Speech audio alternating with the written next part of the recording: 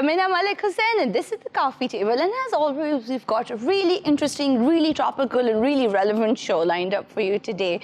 Did you know that childhood obesity doubles every 10 years? And by 2030, it's expected to have increased by 60% worldwide. That means 250 million kids all over the world by 2030 are expected to be not just overweight, but obese. And that seems like a problem that is both urgent and something that is necessary to address. So we thought that given that March 4th was also World Obesity Day, that this is a subject that needs more awareness and needs more conversation. And we really want to unpack why obesity seems to be this growing global problem for people and communities all over the world, and how it adversely impacts our health, it impacts how we live our lives, it affects our mental health. It's actually a really complex issue at hand. And I'm so happy to be welcoming back on the show Angela Marie Sadika, who is a nutritional and wellness counselor who is working on a nutritional psychology certification from JFK University and a master's in clinical mental health counseling at the University of Cumberland. She has a private practice here in Lahore. And joining us on set, always a delight, is Talha Ahmad, who is also a consultant dietitian and has a DDS, which is a Doctor of Diet and Nutritional Sciences from the University of Lahore. Welcome to the show. Thank you. It's very nice to have you here. Thank you very much. I'm always really excited when we have people on the set now because of COVID and things we try to keep. Of course, we have a distance, but it's always nice to be face to face with someone. So Talha, tell me, when we talk about obesity, it's not the same as being overweight, is it? Is there a difference between overweight and obese? Yeah, there is a major difference between overweight and obese. You are overweight when you are on an early stage of obesity. Basically, you are going to be obese if you are overweight. Okay? If you don't pay attention to your weight and you just seems like okay with your weight, if you are overweight, there are more chances that you are going to be obese. So, but the obesity is the real problem here. Okay, you can live with an overweight, but with living with obesity is basically a really big risk factor for other diseases. In our country, we are having a burden of non-communicable diseases like diabetes, hypertension, and heart disease. And those are obesity. Obesity is the major risk factor for all of these conditions, health conditions. Really, all of them? Yeah. Oh wow. So we really need to pay attention to obesity. And we need the real treatment, just like how we treat other disease. We need to treat obesity just like that. So obesity is an actual disease? That's how clinicians consider it? Yeah. Oh wow, so it's not just a kind of, aesthetic thing that, you should look a certain way. Yeah, we need more attention, we need more attention to our health rather than our appearance, basically. So that's the real problem, because people don't see it as a problem of their health. They see it as a problem of their appearance. Yes. So that's the main issue here, actually. So I think that this is also something that I've read about, is how a lot of people who are overweight or who are fat are oftentimes quite healthy on the inside. It's just that they just look a certain way. So it's not necessarily true that being thin means you're healthy. Yeah, being in a normal weight, you can consider yourself you are healthy. Okay, but if you are not having any symptoms for some time, but you are obese, you cannot say you are not unhealthy. You are going to have some rare problems in the long term. If you're not having any symptom, any problem in the short term circumstances, you are going to have consequences in the long term. So you cannot deny or ignore those things, those parameters. So there is definitely that possibility of adverse things happening. Yeah, if you don't keep an eye on. You are on a pathway to some real diseases. Hi Angela, can you hear me? I can. I want to touch in on what Talha was saying there, that, oftentimes, when you are obese, you think nothing is wrong with you other than aesthetically the way that you appear. Yeah. And I can see from living, living through obesity myself, that that's never the case. Even when you're young, you will have joint pain, you will have body aches and pain. There will be some mental health issues that go along with that obesity. And as Talha has said, it may take some time for other conditions to express themselves, but eventually they will. Right. So, Angela, how do you know you are overweight or / and obese? Not and, just or. Most clinicians go according to the body mass index. And I believe, a normal weight is considered to be a BMI of what we call 18 to 25. Overweight is 25 to approximately 32 to 35, depending upon your race and some ethnicity issues. But generally, once you cross around that 30, 32 range on the BMI index, you will be considered obese. So, is it safe? Because I know that a lot of times you can access BMI sort of calculators on the internet. Do you think that that's a reliable weight estimate, whether you fall into a healthy sort of ratio for your height and your race and the weight that you are at right now? Yeah, the height to waist ratio it sounds, it's a ratio between the measurement of your waist as compared to your height. Okay. And when there's more abdominal fat versus fat elsewhere on the body, it tends to cause more health issues. And sometimes I kind of take a different approach to the term ideal weight, I think, than a lot of practitioners. Because ideal weight is very relevant to somebody's age, overall health conditions, and mental conditions. And to me, an ideal weight is one that you can maintain without developing any non-communicable diseases such as hypertension or type 2 diabetes or high cholesterol issues, and still be able to keep up with all of your daily routines and needs. And if you can meet that sometimes is a little bit more realistic than a textbook definition of what is considered to be overweight or obese. Absolutely. And this also ties in, I think, a great deal with our cultural and our social ideas of what beauty and body shape, ideal body shapes should be. And those are things that vary over culture as well. But before we get into that, I do want to ask you, Angela, about why abdominal fat is the more problematic fat, because I do know that it is linked to your sleep cycles as well, isn't it?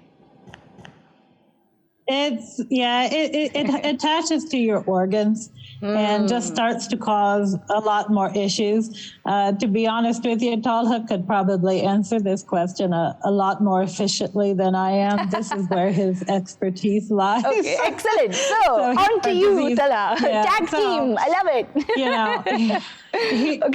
So Talha, tell me about being pear-shaped, which means that you sort of carry your fat around your waist. As many of us Desis tend to do, why is that more dangerous than for perhaps like carrying it on your thighs or on your bum, for example? Basically, your abdomen, the muscles you have on your abdomen are the muscles you don't use more often. Okay, so when That's you true, walk, when you do stuff, and you are using your arms, your legs, but your belly is not more functional. True, it's just most of the there. time. Okay, so when you're exercising, when you're running, it will be functional. But if you're sitting doing stuff, it's not functional. So the fat from all of your body, from all over the body, it will accumulate in your belly. Oh, because is that because the body is being very clever and storing the fat where it's least likely to be used? Yeah. So it's just like, oh, this is a safe cupboard, let's just put it in here. You can say that. So like Angela said that when you have abdominal fat, then that fat also tends to kind of stick to your organs. Why is that a problem? To have fatty organs, like a fatty liver, for example, is a very common thing, a condition that happens to people with chronic obesity. Like, why is this bad?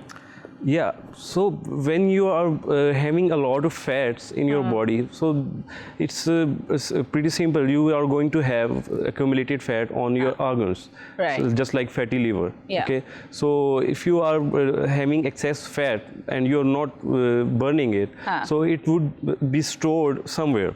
Right, and then basically it's like this is not where this fat is supposed to go, and then Yeah. that's going to sort of imbalance systems in the Yeah. body. Huh, Yeah. Angela, you want to say something?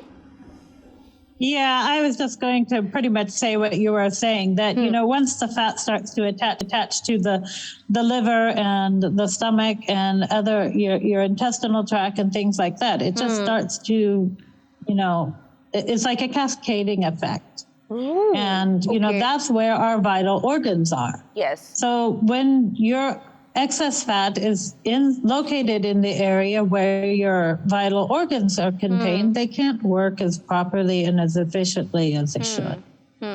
So what do you mean by cascading effect? Is that, for example, if you have a fatty liver, then that's going to impair liver function, which then is going to impair further other functions in the body? It can, you know, that's a very, very detailed discussion, and you know, one that I want to Prefer to have limit in my a clinic. ability to elaborate on public television because I'm not a physician. Yeah. You know, if I was a doctor, I'd be, you know, a lot more comfortable trying to explain that cascading effect, but it's a little bit out of my realm of expertise there. Okay. So. Well, you know, fair enough. I'm going to take a very quick break and come back to this riveting conversation. Stay with us. Welcome back to the coffee table. We're talking about obesity, but with a specific emphasis on childhood obesity, which we're just about to get into with nutritional and wellness counselor Angela Marie Sadika and consultant dietitian Talha Ahmad. So Talha, tell me, we've been talking about obesity and, you know, what happens and things, but what are some factors that are causing obesity? Okay, so there are a lot of factors. Some factors are modifiable, some are not modifiable. What does modifiable mean? Modifiable means you can do something to change. Okay? So there are dietary factors, lifestyle factors. Okay, sedentary lifestyle is a major factor for obesity, and some dietary factors, some dietary habits, eating habits, they play a lot of input. So these are basically modifiable factors. And if we see the non-modifiable factors, for example, genetics is the non-modifiable factor. Right. But the real problem is the eating habits that runs in the families. Oh, so it's not really sort of the genetic aspect of being obese is not actually such a big factor. Yeah, it's not a big factor. You can live with that. And you have to live with that. Okay, so And you you need can to manage pay. that. Yeah, you because can if you're aware that, okay, you know, you had parents who were obese, your grandparents, then you can sort of, you're informed about it. So now you need to pay attention to things you can change. Not you cannot change. Quite right. Yeah. So that's the problem is here, the eating habits that run in the families. And parents are basically the role models for children. And children see, they watch their parents, how they eat, what they like to eat, and all their eating habits, and they adopt things from them. Because that's true, actually, and I think that's something that we don't think about often, is that what kind of sort of eating cultures exist in families. And do you think that for South Asian families or Pakistani households, for example, what's an example of an eating culture for us? Like, what do you see in, like, your clinic practice, for example? Like, sort of, you know, what are some examples of eating patterns that families have? Okay, so we already know about what is Pakistani cuisine look like. So there is a lot of fat. We don't eat anything without curry. That's a rare problem here. We cannot live without meat. We cannot live without poultry. So we are not into vegetables and fruits and plants. And salad and sort of plant-based. That's important. We are not recommending people to just eat salads. Yes. Okay? We are asking people to eat more vegetables, more plant-based foods, basically. So you cannot, you don't have to rely only on salads. You can use your fruits, vegetables into some other recipes also. So you can, and for kids, you can make their favorite dishes healthier. Ah, so it's sort of a you need to work question on that. of making sort of intelligent choices. Yeah, you need to well. make some smart choices for them, basically. Okay, that's actually really interesting. It sounds really doable also. So Angela, we have been talking about obesity sort of generally, but from what I do understand, all of these things apply to childhood obesity as well. And in your sort of experience, why do you think that childhood obesity is a problem? Because I think a lot of times culturally we sort of see chubby kids and we think it's really cute, and it doesn't seem like an adult problem for a child to have. But clearly, things like high blood pressure or hypertension are things that are happening to children who are obese as well. Right, we're seeing a lot more incidences of type 2 diabetes hitting the younger generation that you didn't see 20 years ago. And so it is important for parents to be aware that having chubby and fat kids isn't necessarily a good thing. Yes, there are some genetic components that, you cannot control, and every child will look different and go through a different experience. But as parents, we really need to focus on our child's nutrition and their eating habits. Because I think one thing that a lot of parents fail to realize is that eating habits are primarily learned behaviors. We that's very teach important. them to our children. And, if you do not teach, whatever dietary habits you teach your child, those are the dietary habits they are going to carry forward with them into adulthood. So if you don't teach them right from the start what eating healthy really is and why it is important, once they reach the ages of 15, 20, when they're hanging out with the friends and peer culture starts to play more of a role, they're not going to have that understanding of why they should set limits, why they need to include certain things. And the older you get, the harder it is to change your dietary habits. Because those habits are ingrained, is that why? Yeah, exactly. They become ingrained. And actually the first 2 years are very critical for ingraining, teaching healthy habits. The first 2 years are the most critical years for instilling healthy eating habits. Really? Now, Why that doesn't mean it can't be changed. It's just the way that the brain processes goes through a developmental process. It's just part of the changes that occur naturally in childhood. So a lot of things become ingrained in those 2 years. That's when a lot of, the connections in the brain, my vocabulary has gotten stuck here. So, but so those neural connections are being made. And, so our brain is just developing and growing and changing constantly in those 2 years. And it's also the time when we develop taste preferences. That's very important. So are we saying that if, for example, with a very small child who is under 2, if we don't give him or her much sugar, so then that means that that child will most likely grow up to not have a sweet tooth, as we call it? Or they won't have a taste for really salty foods. So the longer that you delay adding sugar into a child's, the longer you delay adding sugar into a child's diet, the better. That's excellent. Because sugar is very addictive. Sugar is also present in a lot of foods that we don't realize that sugar is present in as well. Isn't that true? That is true too. We do need to read the labels. It hides in a lot of things. And I think a lot of parents just take it for granted that, it's a small child, it's okay, it doesn't matter, but it really does. Because when you instill those taste preferences and teach those taste preferences right from the start, that's what they expect as an adult. I mean, think about something as simple as the chai that you drink. Yes. You expect it to taste a certain way. And that taste preference is based upon when your parents began giving you chai. Yes. When you started drinking chai at home.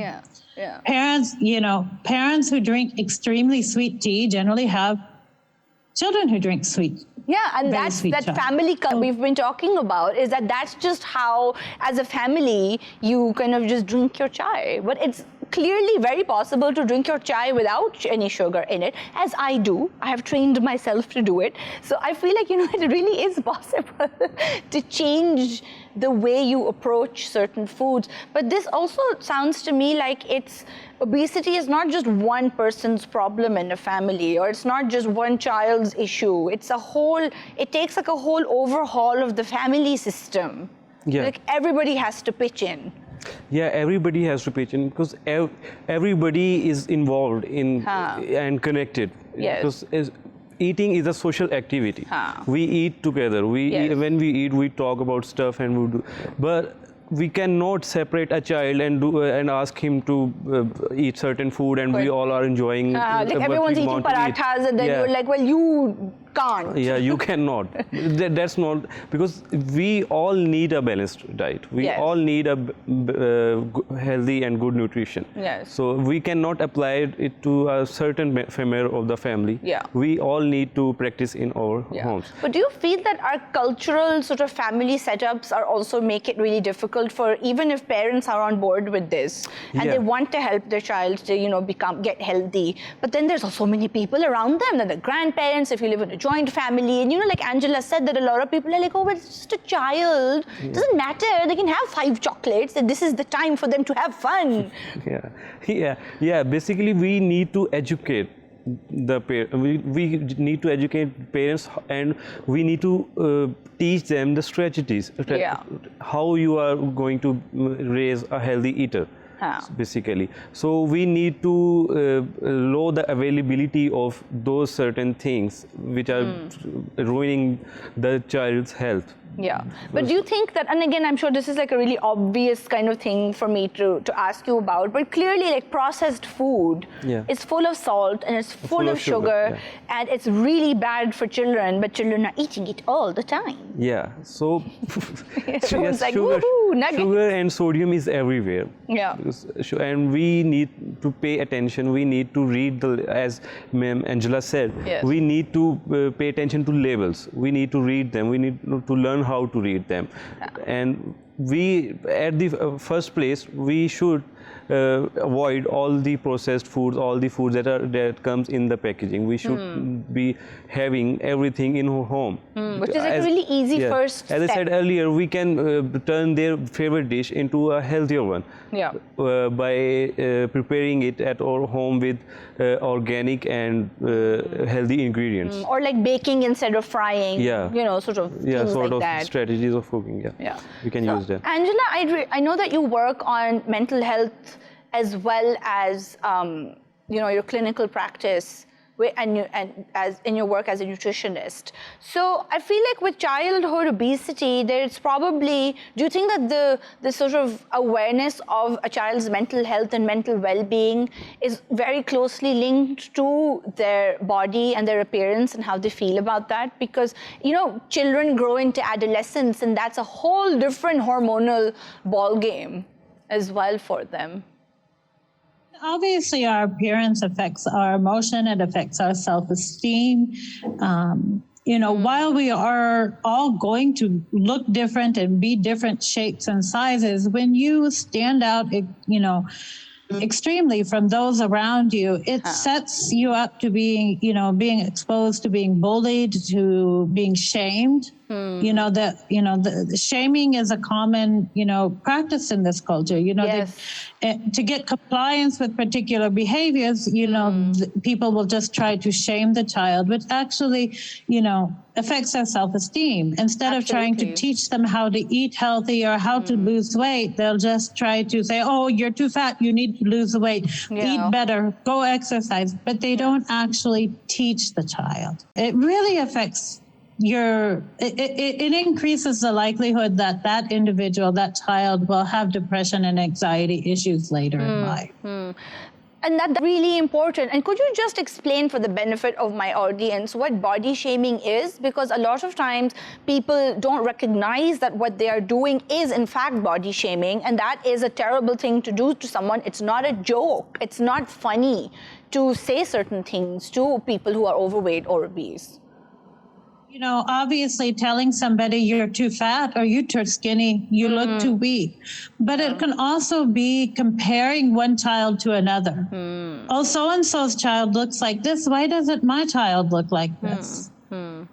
And instead of appreciating the child for who they are, how they are, and the way that they look, we are going to have children of different heights, different sizes, and we need to accept that. We can't expect that, just because, Miss Sadia's child is, very athletic and looks sporty and, meets this image and my child does not, doesn't mean there's something wrong with my child. Absolutely. If my child's growth curve and development curve is on track with, the pediatrician's expectations, then it's fine. Yeah. And I'm going to take a break here, but I want to talk a little bit more about self-esteem and your weight. So stay with us. We'll be back in just 1 second.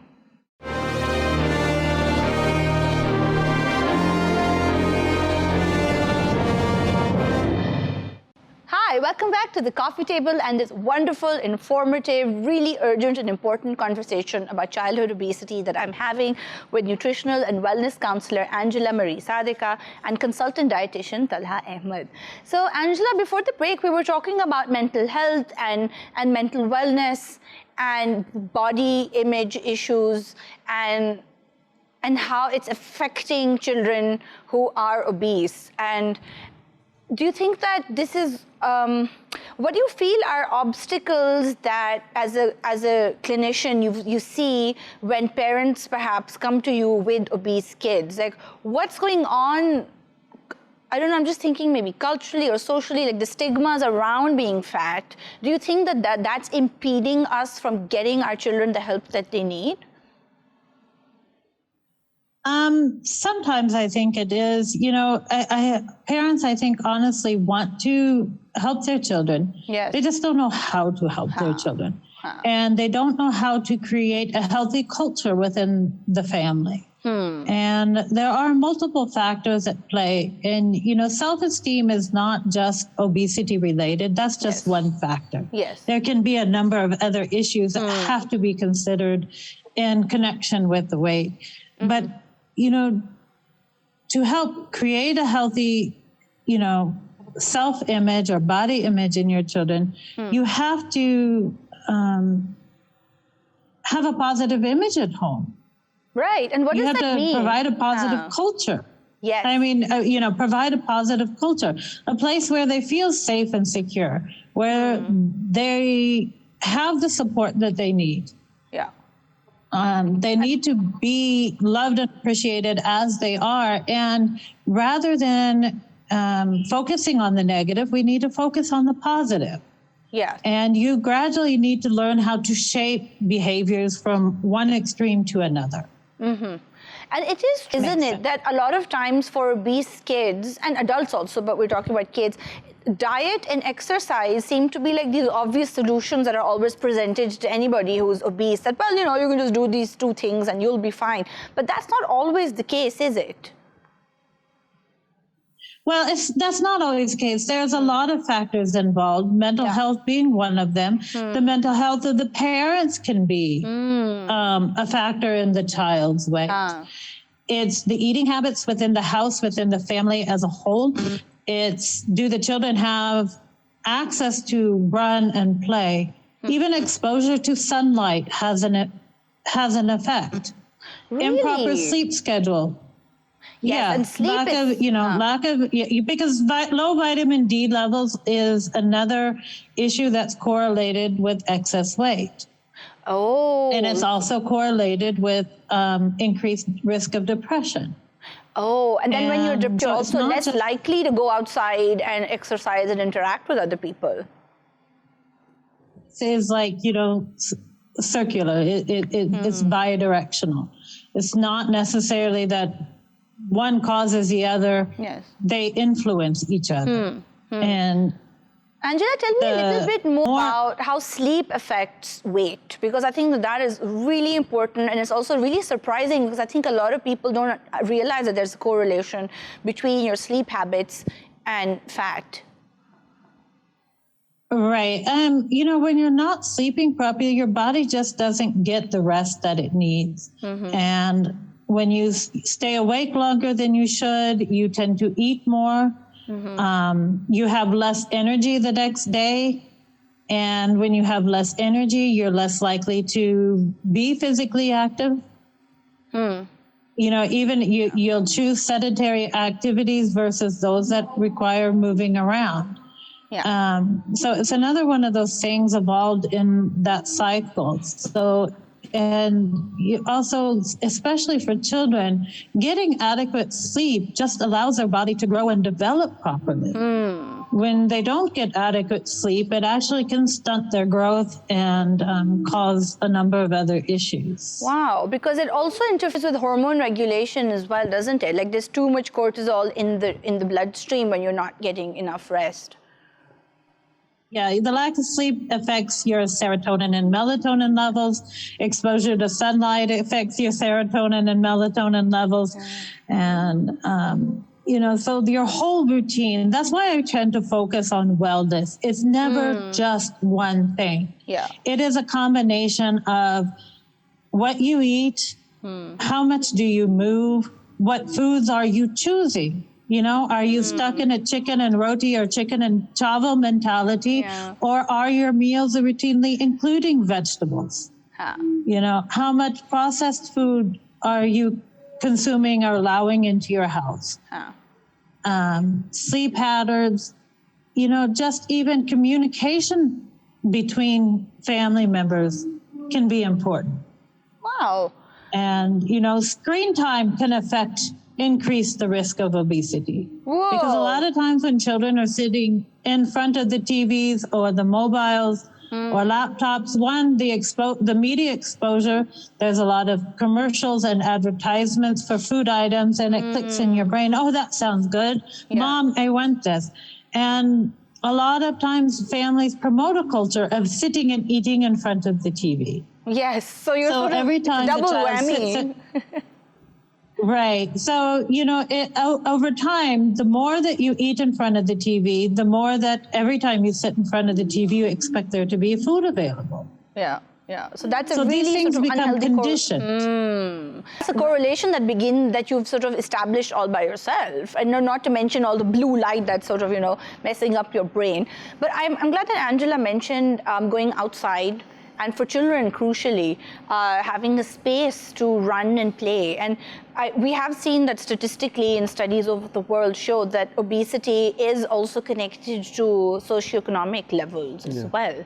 So do you feel like, you know, children's access to playgrounds and school where you have a playground and things like that also factor into this increase in obesity? Yeah, to deal it on a socio-economic level, that's the real part of the solution actually.